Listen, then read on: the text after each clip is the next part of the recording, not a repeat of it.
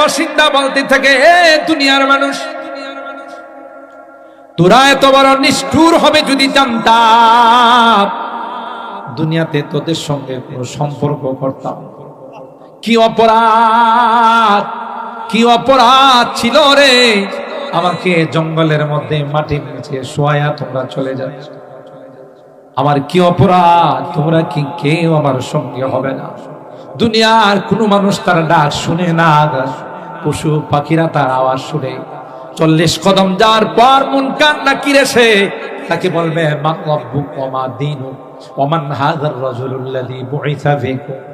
বলো রে, বলো, তুমি তো একটা দেশের থেকে আরেকটা দেশে আসছো, তোমার পাসপোর্টটা দেখাও, তোমার ভিসা দেখাও। সুবহানাল্লাহ। কোন এক দেশের থেকে আরেক দেশে বিদেশে গেলে পাসপোর্ট চেক করে না? ইমিগ্রেশনের মধ্যে ভিসা আছে কি? ঠিক তদ্রুপ কবরে যাওয়ার পর দুজন ফেরেশতা তাকে বলবে, পাসপোর্ট দেখাও, তোমার ভিসা দেখাও। মান রাব্বুক, তোমার রবকে বলো রে, তোমার ধর্মের নাম কি ছিল বলো। ওই যে দেখা যায় প্রত্যেকটা কবরের সঙ্গে সুরুং পথ হয়ে যাবে। সুবহানাল্লাহ বলে ওই সুরুং পথ রওজায়ে পাখির দিকে যাবে। আল্লাহু আকবার বলেন। আল্লাহর হাবিবকে দেখাইয়া ফেরেশতা বলবে, দেখো রে, তাকে তুমি চেনো না। যারা নেককার, যারা দিনদার ছিল, তারা তখন সাথে সাথে বলবে, আমার রব আর কেউ না, আমার রব হলেন একমাত্র আল্লাহ। আমার ধর্মের নাম ছিল ইসলাম, আর তিনি আর কেউ নয়, তিনি আমার বিশ্ব নবী রহমতে আলম হযরতে মুহাম্মদুর রাসূলুল্লাহ সাল্লাল্লাহু আলাইহি ওয়াসাল্লাম। জান্নাতি লিবাস, জান্নাতি ফেরেশতারা বলবে, গোলাম, দুনিয়ার মানুষ তোমারে কোনো কাপড় দেয় নাই, লুঙ্গি দেয়, সালোয়ার, পাঞ্জাবি। দুনিয়ার মানুষ নিষ্ঠুরের মতো, এমনকি তোমার কোমরে কালো সুতা ছিল, সেটাও কাইটা রাইখা মাত্র 3টা সাদা কাপড়ে তোমাকে মোড়াইয়া, তোমাকে পেঁচাইয়া কবরের জগতে রাখছে। অথচ তোমার জামা কাপড়ের অভাব ছিল না। কথা কয় না, না না, কনকনে শীতের মধ্যে মাটির মধ্যে তোমাকে শোয়াই দিয়া গেছে। দুনিয়ার মানুষ বড় নিষ্ঠুর রে। যখন তিনি প্রশ্নের জবাব দিবে, আল্লাহ পাক ফেরেশতাদের ডাক দেয়া বলবে, আলবিসুহু মিনাল জান্নাহ ওয়া আফরিশুহু মিনাল জান্নাহ ওয়াফতাহু লাহু বাবাম মিন আবওয়াবিল জান্নাহ। আমার গোলাম, আমার বান্দি সঠিক জবাব দিয়েছে, দেরি করো না, তাকে জান্নাতি লিবাস পরায় দাও, জান্নাতি গালিচা বিছাই দাও। আল্লাহু আকবার। জান্নাতের সঙ্গে তার কানেকশন করে দাও। আর যারা নামাজ পড়ে নাই, রোজা রেখে নাই, যারা আল্লাহর হুকুম মানে নাই, পর্দা মেনটেন করে নাই, হালাল খায় নাই, হারাম খাইছে, আল্লাহর অবাধ্য হয়ে চলছে, ফেরেশতা বলবে, মান রাব্বুক, সে জবাব দিবে, হা হা লা। আরে ভাই, কি বলতেছো আমি বুঝি না। বলো তোমার রবকে কেন? আমি রবকে চিনি না। নাউজুবিল্লাহ বলেন। তোমার ধর্মের পরিচয় দাও। ধর্মের নাম বলতে পারবে না। যখন পরীক্ষায় ফেল করবে, পাসপোর্ট আর ভিসা দেখাইতে পারবে না, তখন কি বিদেশে পাঠাইবে না লাল ঘরে পাঠাইবে? লাল ঘর চিনেননি? জেলখানায় পাঠাবে। ঠিক আল্লাহ পাক বলেন, আমার হাবিব যতদিন পর্যন্ত আপনার নিকট ইয়াকিন না আসবে, আর যতদিন পর্যন্ত মৃত্যু না আসবে, ততদিন পর্যন্ত আপনাকে ইবাদত করতে হবে। সুবহানাল্লাহ। পৃথিবীর মধ্যে আল্লাহর হাবিব থেকে বড় পীর কেউ আছে? সবার বড় পীর আল্লাহর হাবিব সাল্লাল্লাহু আলাইহি ওয়াসাল্লাম।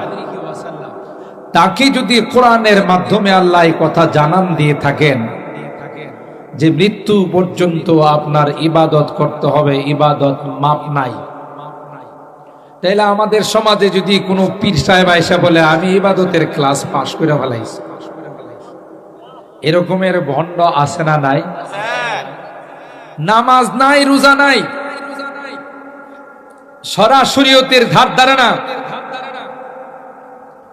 শরীয়তের বিধানকে মানে না,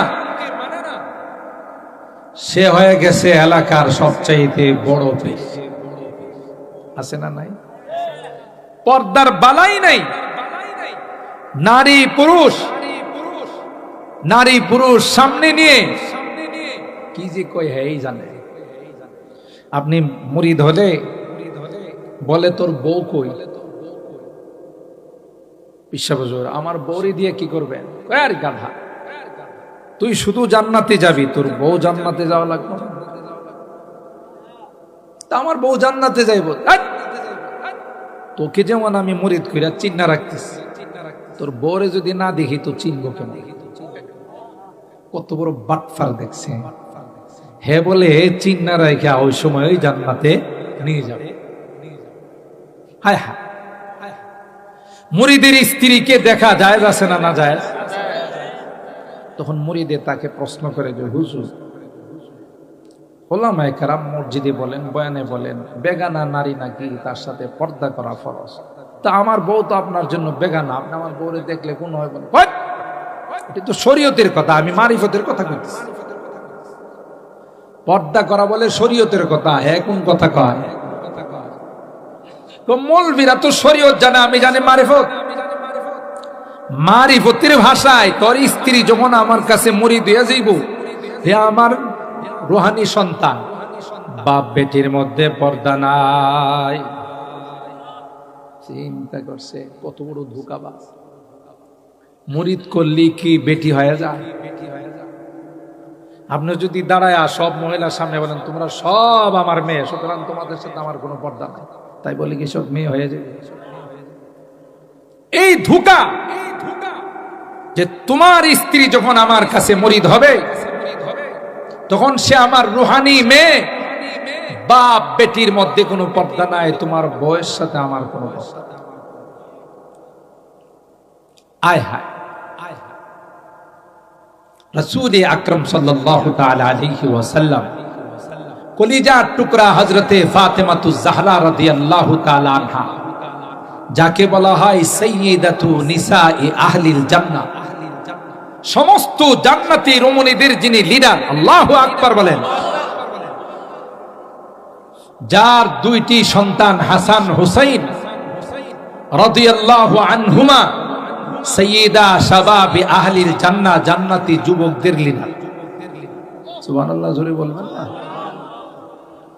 যার বাবা হলেন সাইয়্যিদুল কাউনাইন ওয়াস সাকালাইন, ইমামুল আম্বিয়া ওয়াল মুরসালিন, আশরাফুল আম্বিয়া ওয়াল মুরসালিন, নবী কুলের সরদার, আল্লাহর পরেই যার মর্যাদা, সুবহানাল্লাহ বলেন। আল্লাহর হাবিব হযরত ফাতেমাতুজ জাহরা রাদিয়াল্লাহু তাআলা আনহাকে ডাক দিয়া কয়, ইয়া ফাতিমা আনকিদি নাফসাকি মিনান নার। এ ফাতেমা, তোমার গুনার কারণে যদি তুমি জাহান্নামী হয়ে যাও, তোমার গুনার কারণে যদি তোমার জাহান্নামের ফয়সালা হয়ে যায়, ফাতেমা রে, আমি পয়গম্বর হয়ে তোমাকে জান্নাতে নিতে পারবো না। আল্লাহু আকবার। তার বাস্তব প্রমাণ হলো হযরত নূহ পয়গম্বর একজন জালিলুল কদর পয়গম্বর ছিলেন, যিনি 1 বছর নয়, 100 বছর নয়, 950 বছর পর্যন্ত উম্মতকে দ্বীনের দাওয়াত দিয়েছেন। কত বছর? 4টি কথা। 950 বছর দ্বীনের দাওয়াত দিয়েছে, মানুষকে কলমার দাওয়াত দিয়েছে, তাওহীদের দাওয়াত দিয়েছে। কত বড় পয়গম্বর হযরত নূহ পয়গম্বর। এত দিন দাওয়াত দেওয়ার পর 80 থেকে 82 মুসলমান হয়েছে, আর বাকি সব কাফের রয়ে গেছে। তিনি যখন তাদেরকে দ্বীনের দাওয়াত দেওয়ার জন্য যান, এত বড় শয়তান তাকে দেখলে কান আঙ্গুল দিয়া বন্ধ করে রাখে, তার কোনো কথা যেন শোনা না যায়। চেহারার মধ্যে পর্দা ফেলে দেয়, নবীর চেহারা দেখলে গুনাহ হবে। وَأُوحِيَ إِلَى نُوحٍ أَنَّهُ لَن يُؤْمِنَ مِن قَوْمِكَ إِلَّا مَن قَدْ آمَنَ ফালা তাবতাইস বিমা কানু ইয়াফআলুন। আল্লাহ পাক বললেন, ও পয়গম্বর, আর দাওয়াত দিয়ে লাভ নাই, কষ্ট করে লাভ নাই, এরা আর কেউ মুসলমান হবে না, আমি আল্লাহ তাদের জন্য ঈমান হারাম করে দিলাম। আপনি দাওয়াতের মেহনত বন্ধ করে স্টিমার বানান, কিস্তি বানান, একটা সময় আসবে গো, যেই সময়ে প্লাবন শুরু হয়ে যাবে, বন্যা শুরু হয়ে যাবে। যারা ঈমানদার, যারা আপনাকে বিশ্বাস করেছে, কলমা বিশ্বাস করেছে, তাদেরকে নিয়ে স্টিমার কিস্তির মধ্যে আপনি সোয়ার হয়ে যাবে। বেঈমানদেরকে আমি আল্লাহ বন্যার পানিতে ডুবাইয়া, পানির মধ্যে তাদেরকে আমি আল্লাহ জীবন শেষ করে দেব। হযরতে নূহ পয়গম্বর আল্লাহর হুকুমে কিস্তি বানান, স্টিমার বানান। তার জাতি, তার কওম হযরতে নূহকে নিয়ে মস্করা করে, ঠাট্টা করে, যায় আর কয়, নূহ তুমি এতদিন ছিলা নবী, এখন কি তুমি কাঠ মিস্ত্রি হয়ে গেলা? নাউজুবিল্লাহ। হযরতে নূহ পয়গম্বর কোনো জবাব দেয় না। এরা নূহ পয়গম্বরকে কেউ পাগল বলে, কেউ বা অন্য কোনো কিছু বলে। হযরতে নূহ পয়গম্বরকে কষ্ট দেওয়ার চেষ্টা করলো। হযরতে নূহ আল্লাহর কাছে বলেন, আল্লাহ তোমার হুকুমে আমি কিস্তি বানাই। এরা কয় পানি নাই, শুকনো এলাকায় কোথায় কিস্তি চলবে? সুতরাং নূহের মাথা ঠিক নাই।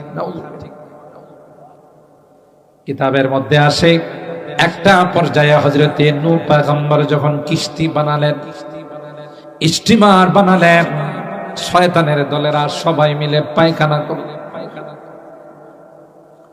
বেয়াদবির দলেরা ওই কিস্তির মধ্যে তাদের পায়খানা শুরু করে দিল, বাথরুম বানাইল। নূহ পয়গম্বর আল্লাহকে বলেন, আল্লাহ এতদিন যা বলছে তা তো মেনে নিলাম, তোমার হুকুমে কিস্তি বানাইলাম, তোমার হুকুমে নৌকা বানাইলাম, বেয়াদবের দলেরা আমার নৌকাকে পায়খানা করে পরিপূর্ণ করে দিয়েছে। আল্লাহ পাক ডাক দেয়া কয়, পয়গম্বর টেনশনের কোনো কারণ নাই, যারা পায়খানা করেছে, যারা মল ত্যাগ করেছে, আমি আল্লাহ এই মল তাদের মধ্যে ব্যাক করব। ত্যাগ যারা করছে তাদের মধ্যে কি করব? ব্যাক করব। ত্যাগ আর ব্যাগের মধ্যে মিল আছে। ফালাইছে, ঢুকাইব। কোনো টেনশন করেন না, আপনি আপনার কাজ করে যান। সুবহানাল্লাহ বলেন। নবীদের সাথে কে আছেন? জোরে বলেন, কে? এমন রূপ তাদের মধ্যে চলে আসলো, এমন মহামারী দেখা দিল, টেস্ট করে কোনো রোগ ধরা পড়ে না, কিন্তু সবাই রোগে আক্রান্ত হয়ে যাচ্ছে, অকিজু হয়ে যাচ্ছে। কোনো টেস্টের মধ্যে রোগ ধরা পড়ে না, কোনো চিকিৎসা করা সম্ভব হয় না। একজন চিন্তা করলো, বিষয়টা কি? কোনো রোগ ধরা পড়ে না। একজন কবিরাজ ওই কিস্তি থেকে সামান্য কিছু ময়লা বোঝেন তো, এটা পানির সঙ্গে মিশায়া টেস্ট শুরু, পরীক্ষা শুরু, একজন রোগীকে খাওয়াইছে। দেখেন তো এই ওষুধে কাজ হয় কিনা। খাওয়ার সাথে সাথে রোগী ভালো, কথা কয় না, খাওয়ার সাথে সাথে সবার মধ্যে সাড়া পড়ে গেছে। আমাদের রোগের চিকিৎসা আবিষ্কার হয়েছে। আল্লাহু আকবার বলেন। কোথায়? ওই কবিরাজের গেলে, কবিরাজের কাছে গেলে চিকিৎসা পাওয়া যায়। কবিরাজে কয়, ভাই কালকে আসেন, আমি ওষুধরা বানাই। আর ওষুধ বানানোর জন্য মেডিসিন কোত্থেকে নিয়ে আসে? কিস্তির মধ্যে, নৌকার মধ্যে যে মেডিসিন ত্যাগ করছে, ওইগুলো খাওয়ায় আর রোগ ভালো হয়ে যায়। সবাই লাইন হতে হতে সব ময়লা শেষ হয়ে গেছে, রোগীর সিরিয়াল এখনো কমে নাই। বুঝলেন কারবারটা কে লাগাইছে? শেষ পর্যন্ত ওইটা কি ভালো করে পানি দিয়ে ধৌত করে রোগীকে পানি খাওয়ায়, তাও ভালো হয়ে যায়। এখন পানি দিয়া ধৌত শেষ, দামি দামি তয়লা দিয়ে স্যান্ড দিয়ে নৌকাকে মুছে, কিস্তিকে মুছে নাকে লাগাই রোগ ভালো হয়। কথা কয় না? ওয়ামাকারু ওয়ামাকারাল্লাহ ওয়াল্লাহু খায়রুল মাকিরিন। আল্লাহ বলেন তোমরা ষড়যন্ত্র করো, আমি আল্লাহ ষড়যন্ত্রের দাঁত ভাঙ্গা জবাব দেওয়ার জন্য রেডি আছি। সুবহানাল্লাহ জুড়ে বলেন। আল্লাহর হাবিব সরকারে দু আলম হযরত মুহাম্মদুর রাসূলুল্লাহ সাল্লাল্লাহু আলাইহি ওয়াসাল্লাম হুজরা মুবারকে বসে কোরআন তিলাওয়াত করতেছেন। গভীর রজনীতে সূরা ইয়াসিন তিলাওয়াত করতেছেন। ইয়াসিন ওয়াল কুরআনিল হাকীম ইন্নাকা লামিনাল মুরসালিন আলা সিরাতিন মুস্তাকিম। পার্লামেন্টের মধ্যে সিদ্ধান্ত হয়ে গেল, যে পার্লামেন্টের স্পিকার ছিল মিস্টার আবু জাহেল। কে? পার্লামেন্টের মধ্যে সিদ্ধান্ত হয়ে গেল মুহাম্মদকে আর দুনিয়াতে রাখা যাবে না, মুহাম্মদকে হত্যা করা ছাড়া কোনো বিকল্প নাই। স্পিকার আবু জাহেল সিদ্ধান্ত দিলেন। শয়তান স্পিকারকে বলল, না না, সিদ্ধান্তটা এখনো পরিপূর্ণ হয় নাই। কোন একটা গোত্র যদি মুহাম্মদকে হত্যা করতে যায়, মুহাম্মদের বংশধর এতটাই স্ট্রং, এতটাই মজবুত, ওই গোত্রের সঙ্গে মোকাবেলা করে তাদেরকে পরাস্ত করে দেবে। তাই এককভাবে কেউ যদি মুহাম্মদকে হত্যা করে তাকে সামাল দেওয়া যাবে না। প্রত্যেক গোত্র থেকে একজন করে মুহাম্মদের হত্যা মিশনে শরীক হতে হবে। মুহাম্মদের হত্যা মিশনে কি করতে হবে? শরীক হতে হবে। যদি মুহাম্মদের হত্যা মিশনে সবাই মিলে শরীক হয়, মুহাম্মদের বংশধর কয়জনের মোকাবেলা করবে? এই রায়টা ছিল মিস্টার ইবলিস। অথচ আল্লাহ পাক জানিয়ে দিয়েছেন, ইয়া আইয়ুহার রাসূল বাল্লিগ মা উনজিলা ইলাইকা মির রাব্বিক ওয়া ইন লাম তাফআল ফামা বাল্লাগতা রিসালাতা ওয়াল্লাহু ইয়াসিমুকা মিনান নাস। হে আমার হাবিব, আপনি দাওয়াতের কাজ, তাওহীদের দাওয়াত, আমার একত্ববাদীর দাওয়াত আপনি দিতে থাকেন। মানুষের হত্যার ভয় করবেন না, মানুষ আপনাকে শেষ করে ফেলবে এই ভয় আপনি করবেন না। আমি আল্লাহ আপনার হিফাজতের দায়িত্ব নেব।